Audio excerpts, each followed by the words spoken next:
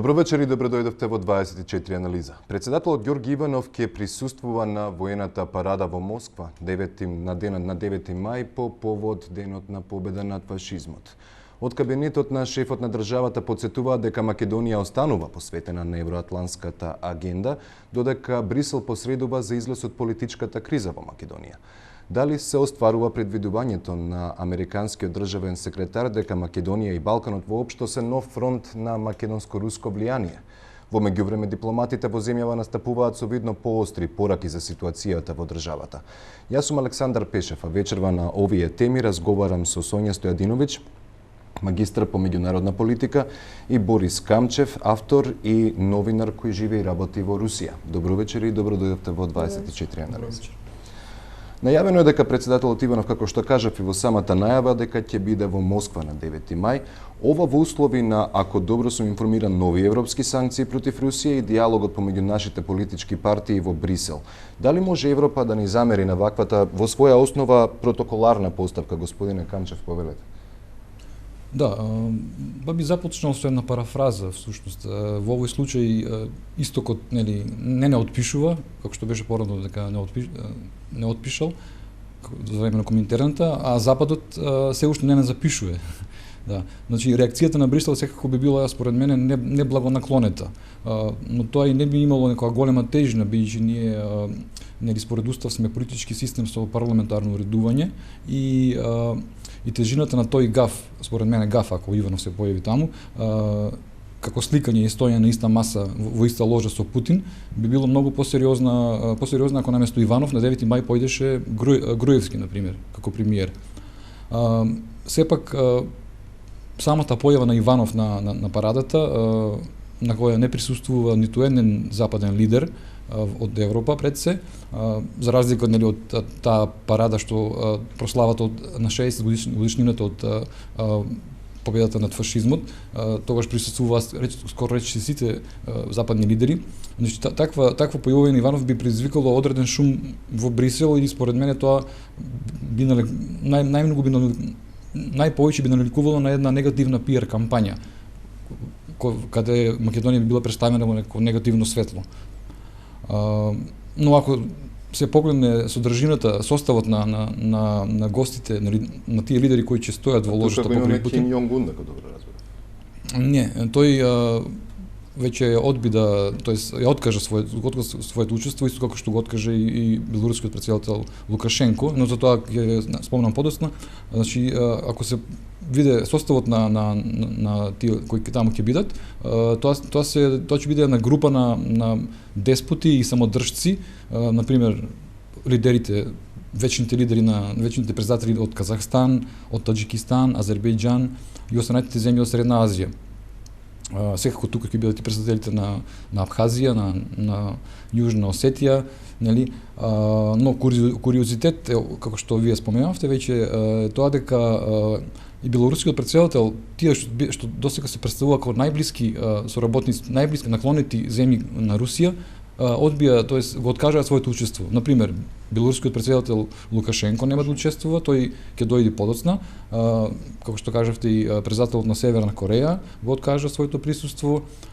Значи, најголема надворешна политичка тежина на одбележувањето на оваа годишнина од денот на победата ќе им дадат лидерите на БРИКС. Тие имаат најголема, така да кажам, надворешна политичка тежина од Бразил. Евентуално неповолно за Македонија во однос на пиар?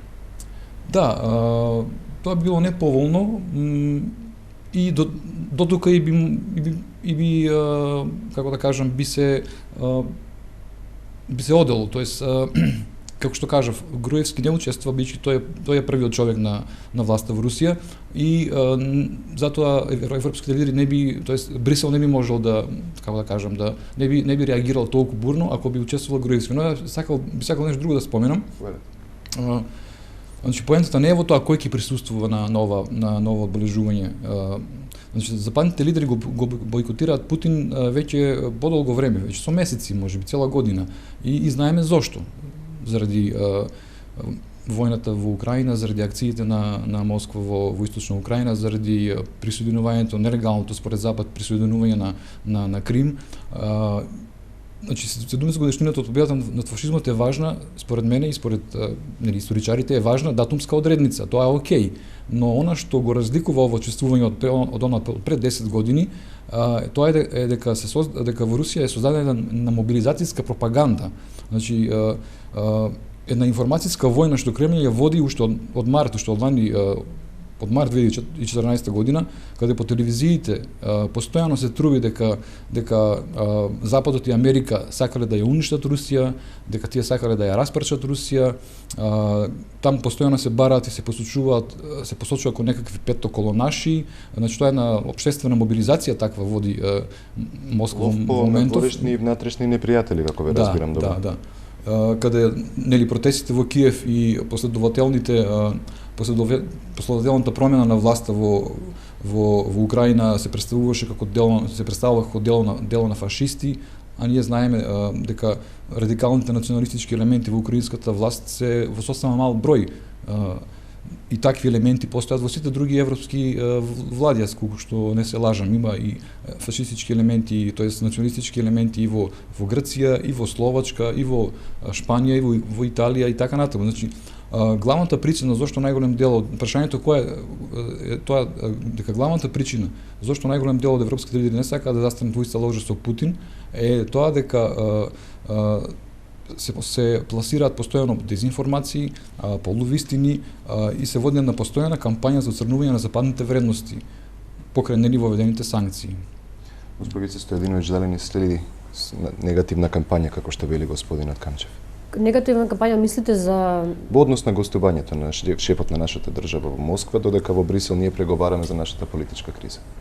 Да, во тој момент, ако се земе предвид за нашето преговарање за решавање на политичката криза од тоа каде е ставено, тоест во Брисел, и ако се земе предвид од друга страна спротивно дека председателот Иванов сепак на некој начин представува држава која има наистиниот основен постулат на постанувањето и функционирањето е јасно и дека суштината на Македонија е антифашистичка и дека ние сме едни од клучни, не клучните, но доста влијателните учесници во Втората светска војна, како буквално со своја сила и со своји, да речем, некој начин ресурси се изборевме за ослободување од окупаторот. И исклучиво, значи во тој поглед сметам дека местото на Иванов е во Москва, без разлика на бојкотот од меѓународните сили, затоа што Македонија е дел од таа антифашистичка борба и тоа е еден факт кој не сме никако да се побие и не сме да се заборави. И тоа е од еден начин можеби минимално позитивно, но сека позитивно затоа што ако се земе предвид негативната кампања која во последниве 9 години води ДПМНЕ против борците и против историското наследство што го има Македонија, поточно антифашистичкото, и величање повеќе на историјата од страната на комитите, а заборавање на историјата од страната на периодот во Втората светска војна, сепак треба да се стави на маси и да се акцентира дека всушност нашата историја се базира во тој антифашизам и дека благодарејќи на тој антифашизам ние имаме и независна Македонија. И од друг аспект треба и да се погледне фактот дека ако се разногласието, политичкото разногласие кој постои во Европската унија во тој поглед, че во учеството на представниците на државите земји членки на Европската унија во Москва на 9 мај, мислам дека најдипломатскиот потек го потегна и го реализираше канцеларката Меркел, која рече дека нема да оди, прифакти покана, но нема да отиде на 9 мај, туку ќе се појави на 10 мај во Москва и ќе положи веденец заедно со председателот Путин на гробот на незаниот јунак, кој всушност е и гроб на сите загинати во таа војна.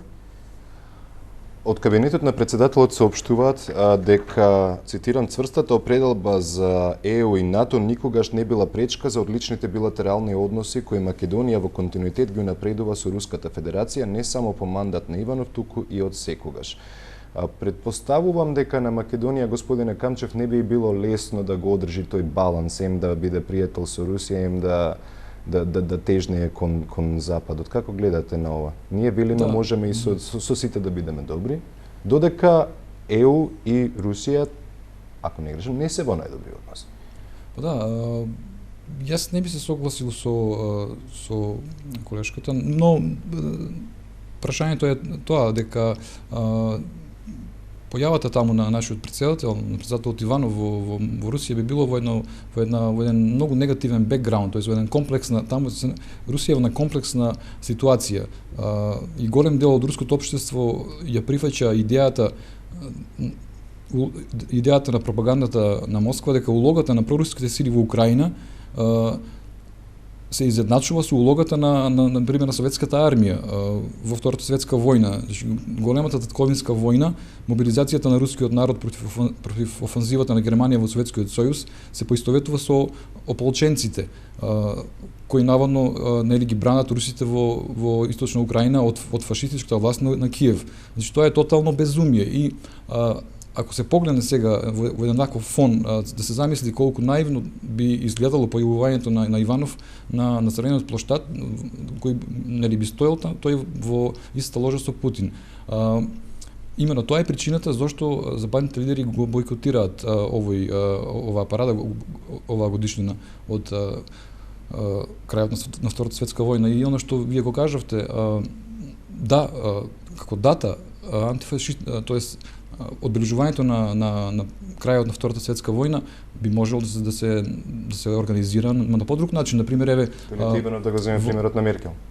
Да, може би било тоа на посреден начин, но например во Британија и другите земји например западни имаат свој начин на чествување на 70 годишнината од победата над фашизмот, но така бомбастично, оноа со такви воени средства како што се правеше за време на комунизмот на Советскиот сојуз, тоа не е прикладно за денешниот 21 век да се уште да се слави, да се прави она што се правеше како порано пред 20, 50 или 50 години. Значи, да, Втората светска војна всушност е едно од најголемите премрежија на човештвото од 20 век, но целото тој период од 1915 година до 45 година е всушност една војна и да им се дава такво значење сега на победата над фашизмот, мислам тоа веќе од една историска дистанца гледано не е толку примерно, како да кажам. Како гледате на овој дуализам тука што се наведува? Например, имаме цврста определба за ЕУ и НАТО и тоа никогаш не била пречка за одличните билатерални односи кои Македонија ги има со Руската Федерација.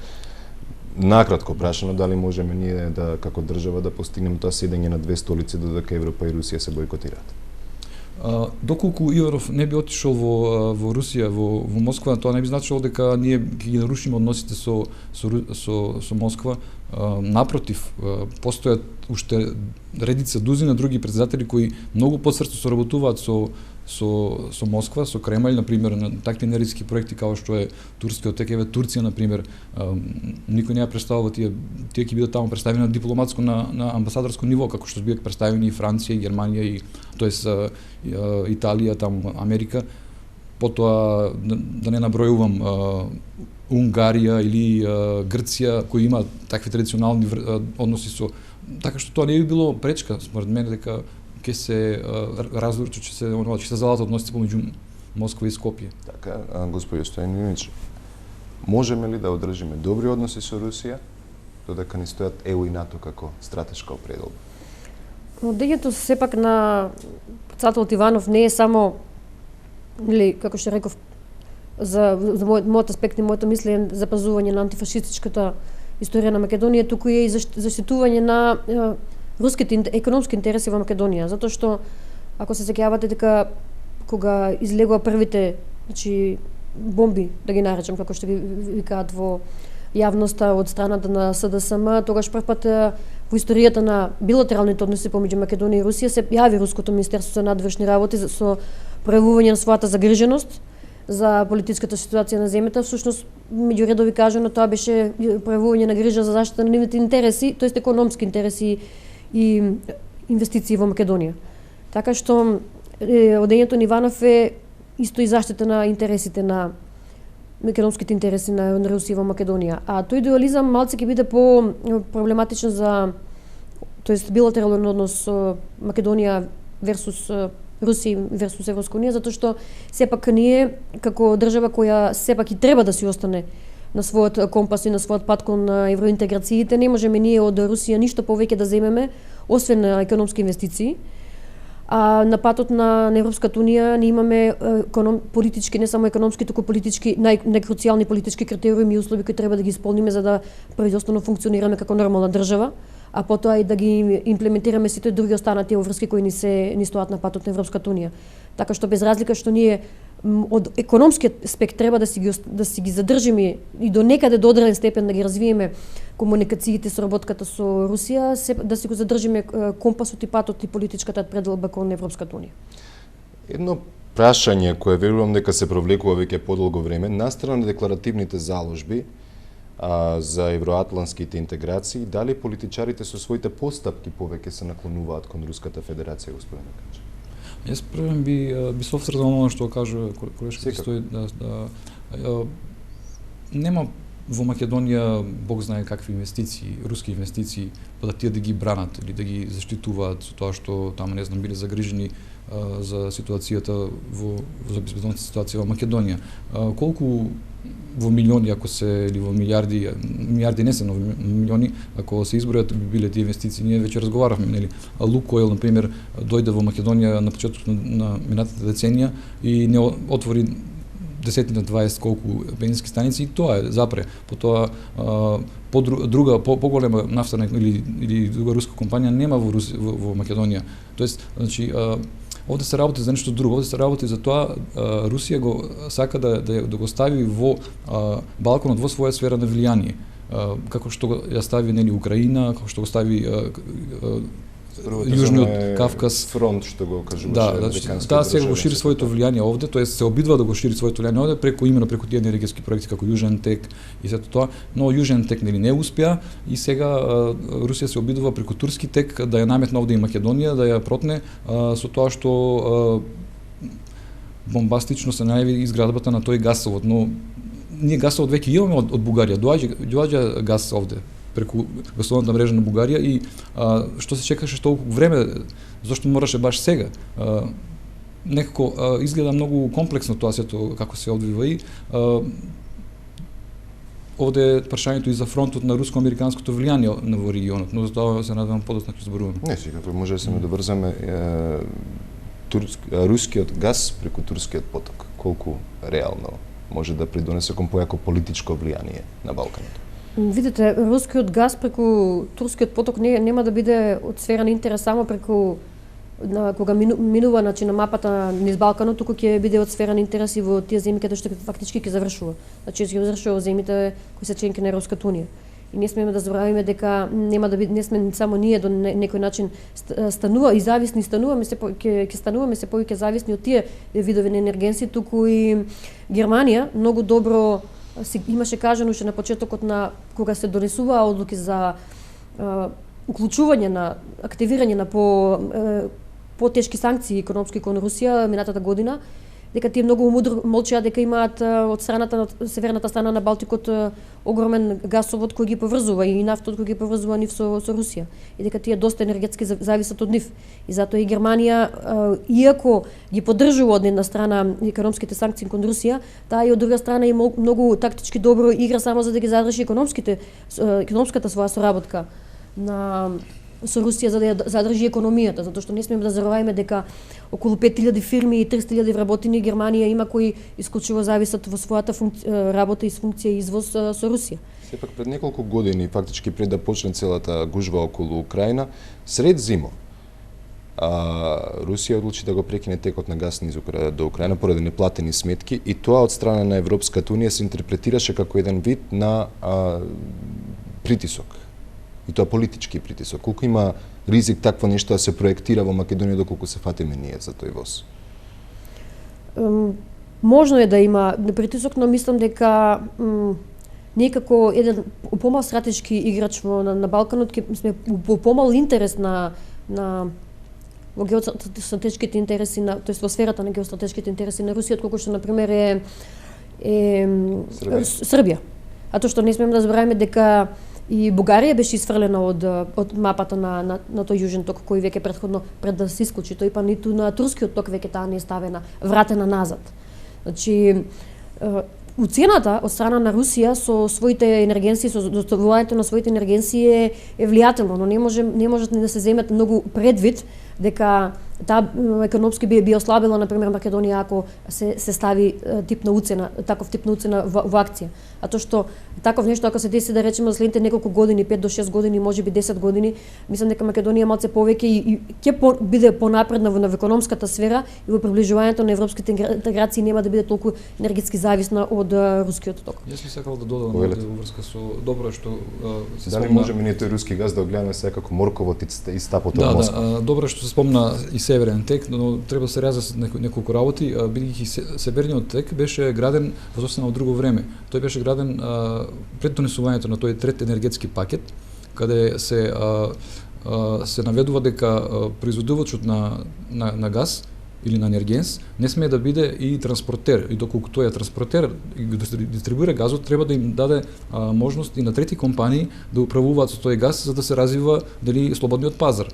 Тогаш таа европска регулатива не беше донесена и затоа Русија успеа на некој начин да го протне тој, иако имаше многу еколошки протести заради тоа што тој поминува по дното на Балтичко море, а таму се Финска, Шведска, тие се многу сензитивни за тие прашања, но сепак Русија успеа со помош на и лобирање на Германија, секако и поради тоа што тогаш беше председател Герхард Шредер, кој е личен пријател со Путин, тој потоа стана и член на бордот на директори на Северен тек, и на некој начин тоа беше едно политичко решение. И сега ако се споредува тој гасовод, тој проект со Јужен тек, кога веќе Русија, кога веќе изгласан, тоест кога донесен тој трет енергетски пакет во Европската унија, и кога како што објаснив, не се дозволува монополизација на енергетскиот пазар во Европа, а обратно, Русија сака да биде монопол, тоест преку Газпром сака да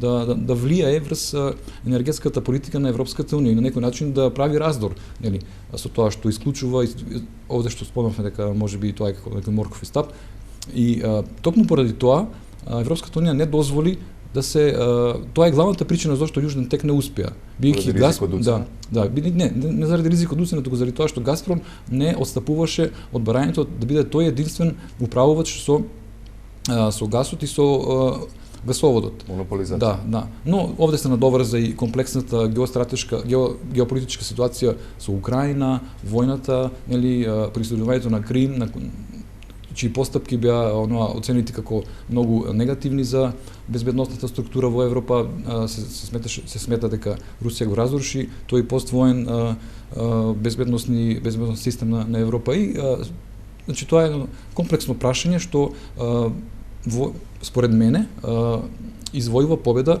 Европа. Тоа е еден вид на трговска и економска војна со Русија во која Европската унија извојува победа. Каде ќе доаѓа тој газ?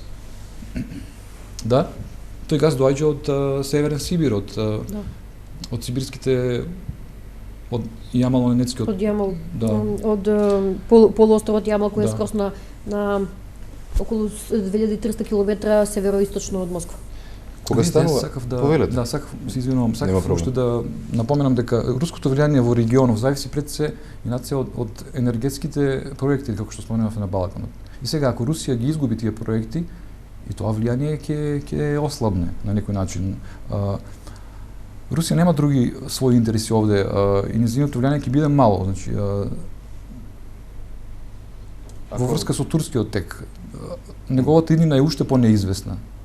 Бидејќи како што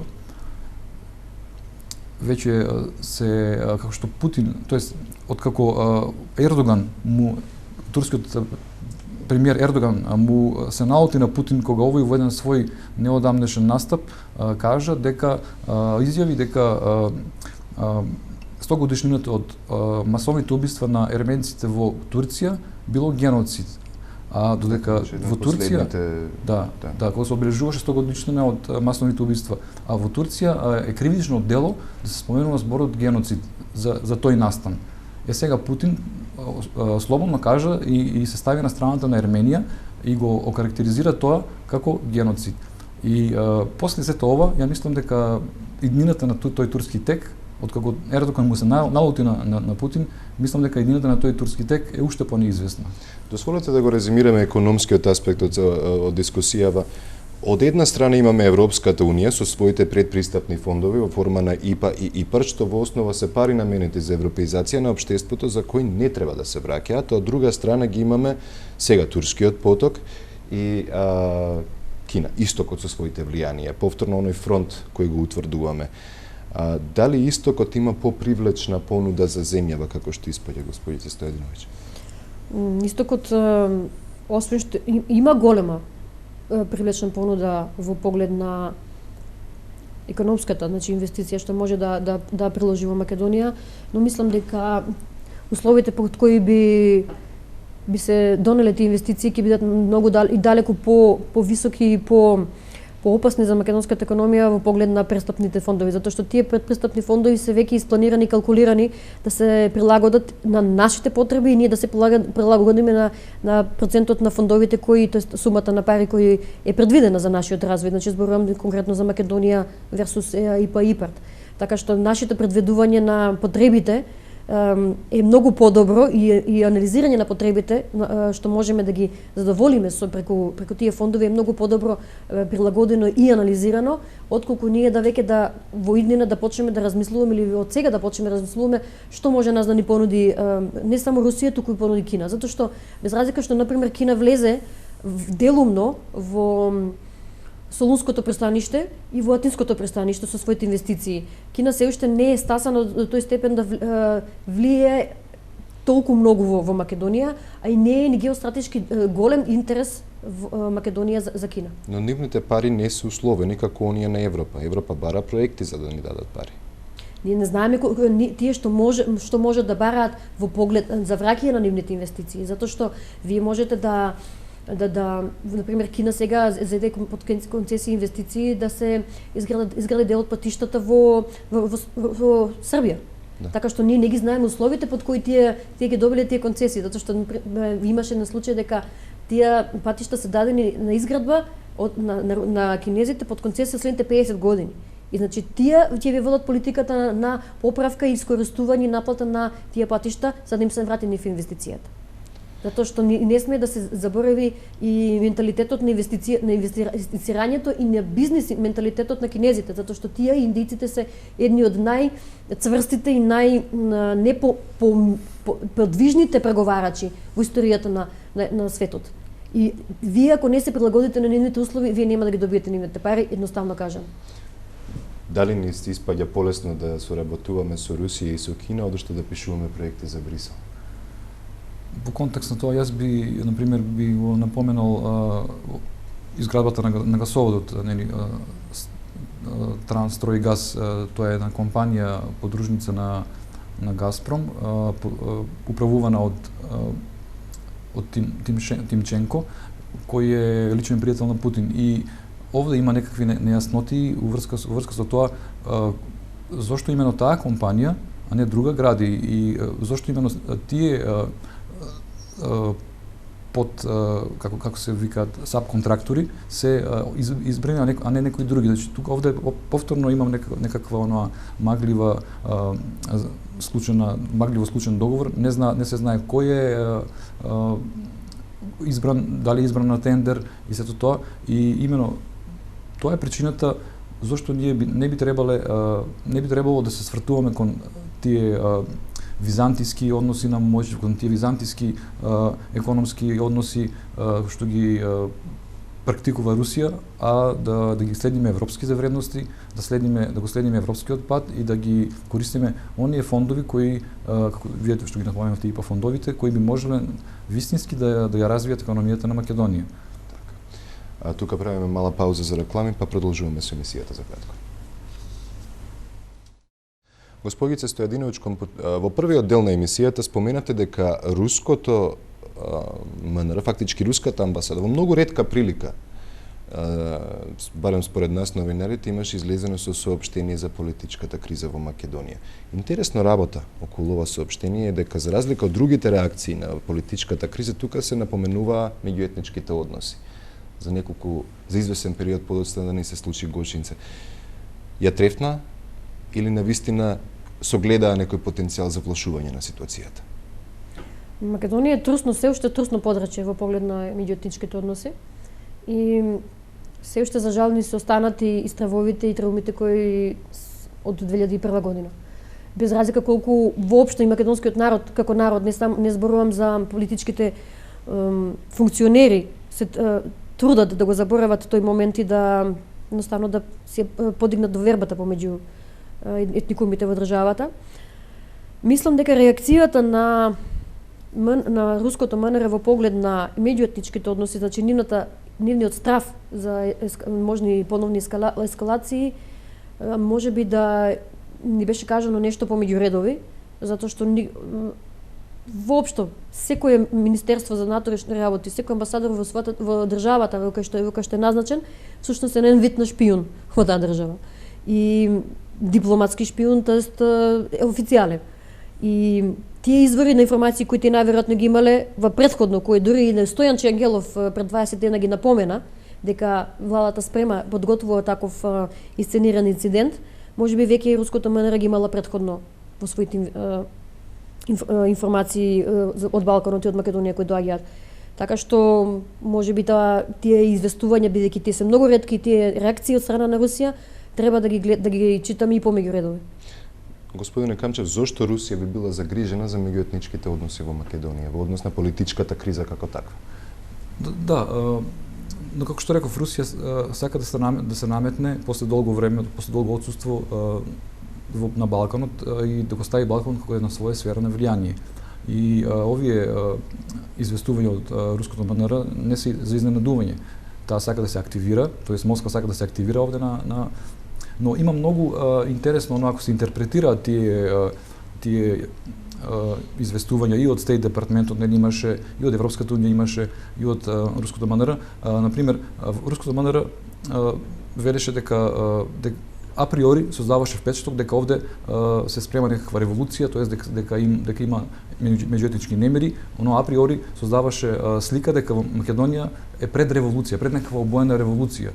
За разлика од американскиот Стейт департамент кој изјави дека треба да се согледуваат сите да биде во процесот на законите, во процесот на институциите на системот, оноа типично прагматично советување од страна на западните, од страна на западен агол на гледање на работите.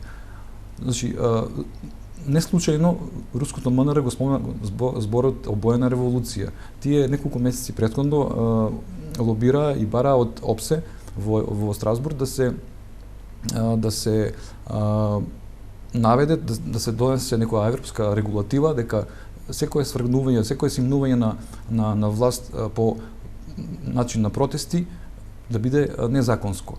Значи, и токму заради тоа Русија, Москва се плаши имено од свој Мајдан пред Кремљ. Путин, неговата најголем страф, како да кажем, неговата најголем кошмар е токму тоа, случување на народ пред Кремљ на сличен начин како што се случи во Киев. И токму и заради тоа, например, Москва сака да ја префрли од економска зона на конфликт со Западот, сака тој конфликт да го направи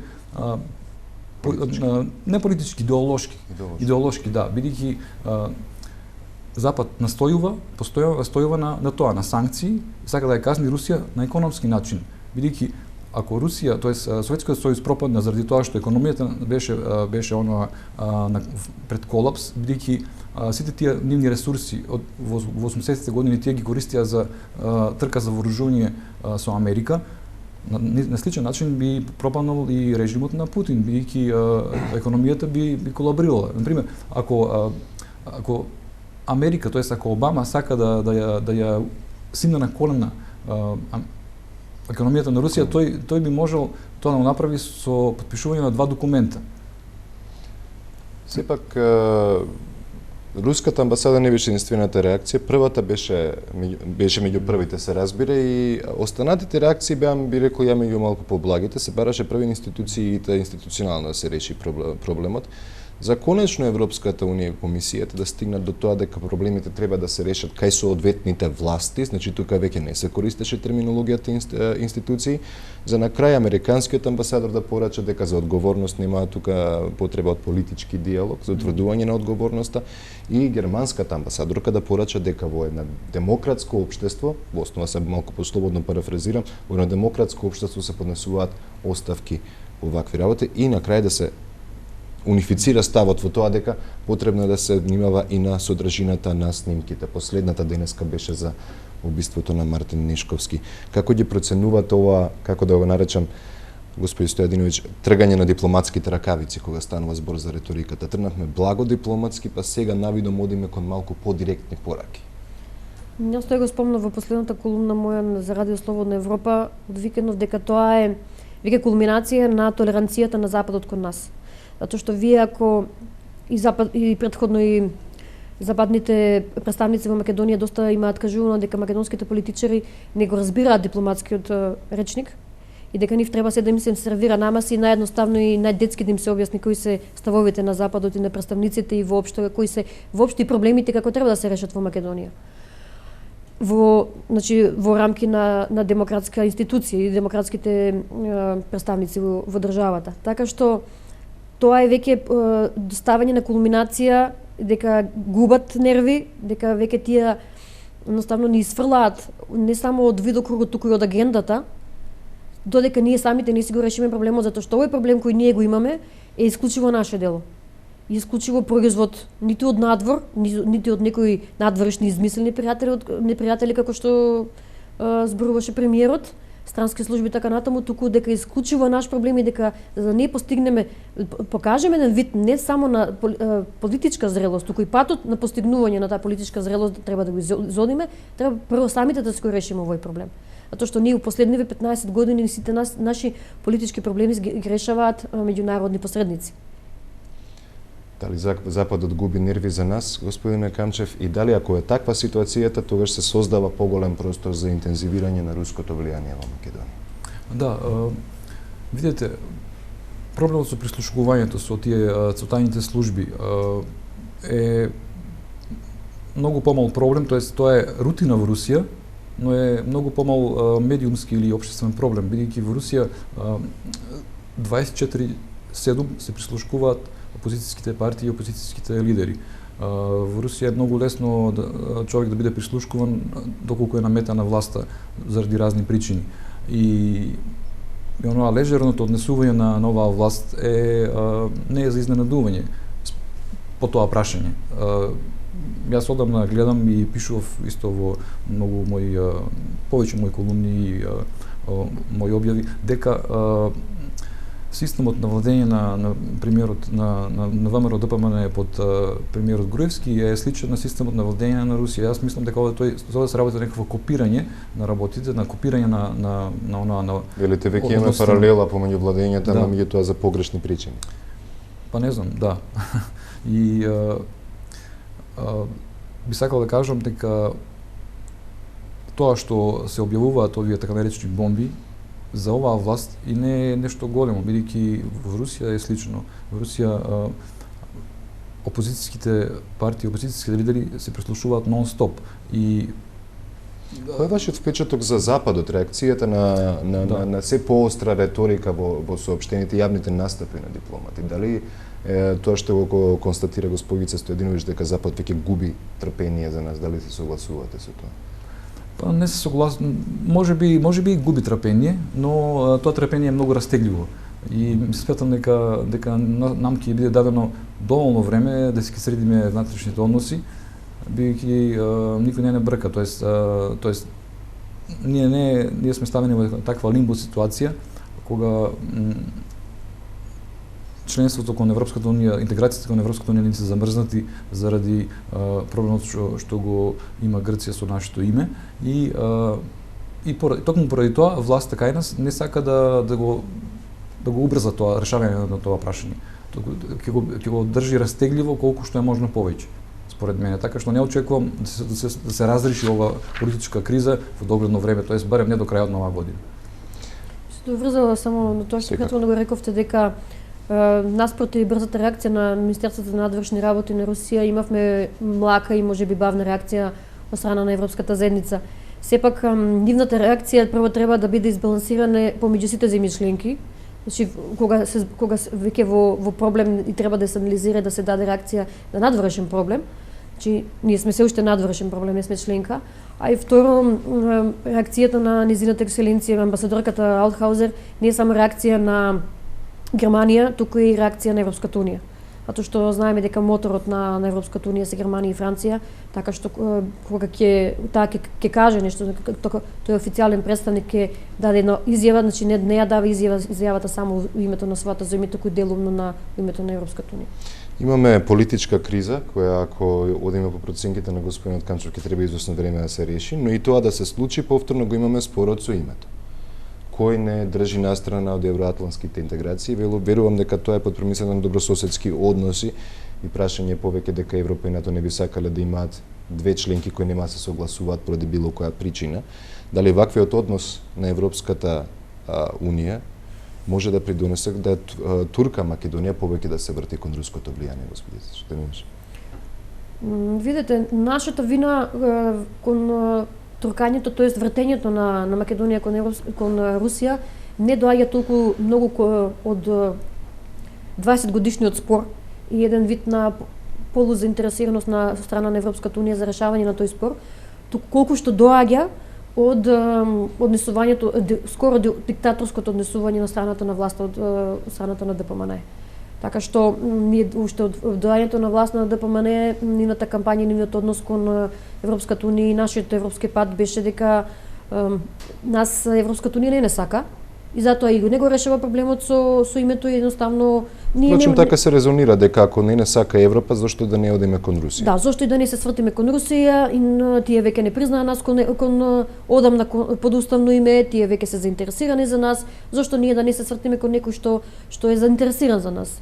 Но ние не можеме, баш како и што претходно реков, не можеме ни да земеме ништо повеќе од Русија освен економски инвестиции. Тој политички систем, тоа политичко редување ние веќе го имаме тука, го имаме еден вид на диктатура, што е фактички копи-пейст на и не можеме ние ниту да се пофалиме, ниту Путин, без разлика колку е државата економски и воено силна и колку си ги држи до некаде своите геостратешки интереси во своите граници, колку толку може и се обидува да ги врши, не можеме да му симнеме капа на Путин дека ги одржува човековите права и основните човекови права и повисокиот степен на човекови права на завидно ниво, затоа што имаме висок степен на расизам, хомофобија, негативно влијание и замишување на црквата во државата, црквата и државата кај нив е исто, така што во тој поглед Русија нема што да зборува, ниту да инвестира, ниту да извезува. И господин Камчев ќе ви дозволам да резимирате. Да, јас мислам дека тоа е реторичко прашање.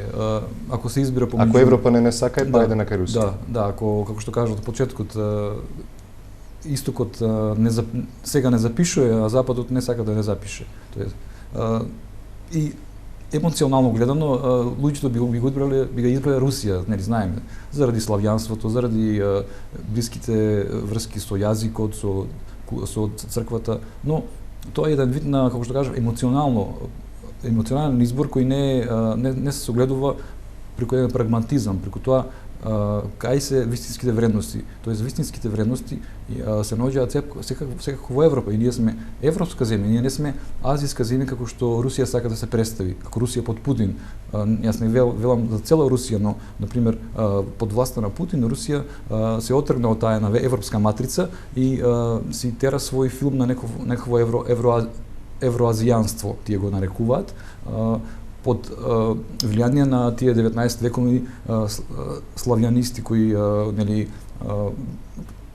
пишувале и пропагирале дека Русија е нешто одделно од Европа. Но во Русија постојат кругови, постојат партии и либерални кругови кои обратно тие сметаат дека Русија е дел од Европа и дека Русија треба да биде со Европа.